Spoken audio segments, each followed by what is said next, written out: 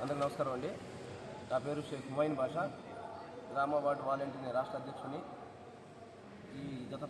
ఈ ప్రభుత్వం ఏదైతే వచ్చిన కాడి నుంచి ఈ వాలంటీర్ వ్యవస్థని కొనసాగించకుండా ఉండడం, మా జీతభత్యాలను నిలుపుదల చేయడం, దీని మీద నేను గడిచిన 3 క్యాబినెట్లకు రావటము, ప్రతి ఒక్క మంత్రిని కలవటము, రిప్రజెంట్ చేయడం జరుగుతూనే ఉంది. అలాగే అదే పరంగా ఈరోజు నేను కూడా రావటం, కలవటం, ఇవ్వడం జరిగింది. మన కె పార్థసారథి గారు, ఐఎంపీఆర్ మంత్రి గారు ప్రెస్ మీట్ ఉంది. వాలంటీర్ వ్యవస్థ మీద జరిగిన క్యాబినెట్లో ఏదైతే జరిగినాయో ఆ అంశాలను నేను చర్చిస్తున్నాను, దాని మీద తెలియజేస్తున్నానని చెప్పడం నాకు తెలిసి నేను ఈరోజు ప్రెస్ మీట్కి రావడం, ఆ ప్రెస్ మీట్లో వినడం, కొన్ని విషయాలు తీసుకుని వచ్చినారు. వాస్తవం చెప్పాలంటే వాలంటీర్ వ్యవస్థ గురించి, ఈ వ్యవస్థను కొనసాగించడానికి కమిటీ వేయబోతున్నాము, మంత్రి మండలి ఆమోదించిందని చెప్పారు. రైట్, బాగానే ఉంది. ఎంతమంది కమిటీ వేస్తున్నారు అనేది నేను ఈ ప్రెస్ మీట్ అయినాక మంత్రి గారిని కలిసాను, డైరెక్ట్గా కలవడం జరిగింది. మంత్రి గారిని నేను కొన్ని ప్రశ్నలు ఈ వాలంటీర్ వ్యవస్థ గురించి ప్రశ్నించడం జరిగింది. మంత్రి గారు ఏం చెప్పారంటే, మీరుంది 1,10,000 మందే కదయ్యా అన్నారు. నేనేమన్నాడు 2,60,000 మంది అన్నాను. ఎందుకంటే అట్లెట్లయ్యా, మీరు రాజీనామా చేశారు కదా అన్నారు. ఆ రోజు ఇప్పుడు ఈ 1,10,000 మంది గురించి మీరు కమిటీ అయినప్పుడు నేను ఇంకో రిప్రజెంటేషన్ చేసిన, మీరు రాజీనామా చేసిన వాళ్ళ గురించి కమిటీ వేయండి. ఆ కమిటీ వేసే క్రమంలో అవి బలవంత రాజీనామాలు కావాలని చెప్పి నేను విలేకరుల సమక్షంలో దాదాపు 40 నుంచి 50 మంది విలేకరుల మంత్రి గారిని అడగడం జరిగింది. మంత్రి గారు అట్లా కుదరదని చెప్పినారు.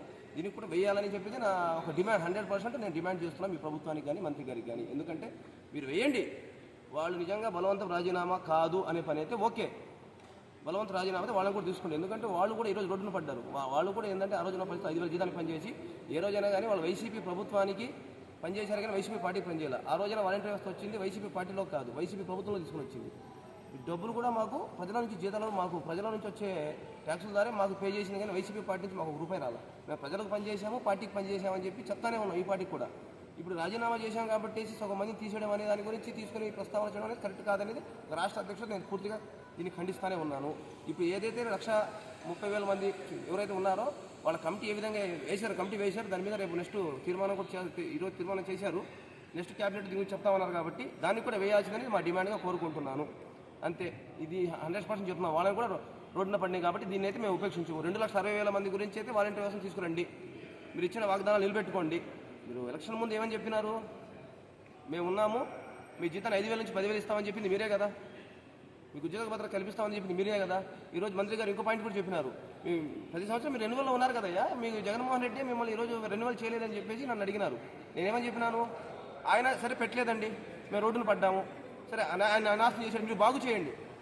ఆయనే పొద్దాకలా మేము తీసుకెళ్ళి బయటపెట్టాడు మీరు బాగు చేయాలి కదా వ్యవస్థని.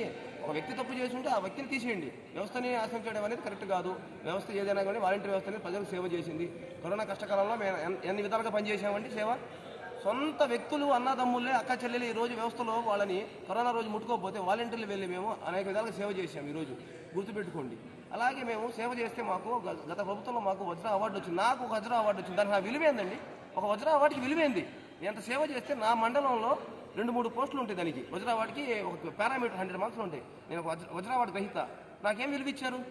ఈ ప్రభుత్వం 100% మేము డిమాండ్ చేస్తున్నాము. దీన్ని మాత్రం మేము ఉద్యమంగా తీసుకురామాకండి. ఇచ్చిన మాట మీకు కట్టుబడి ఉండాల్సిందే.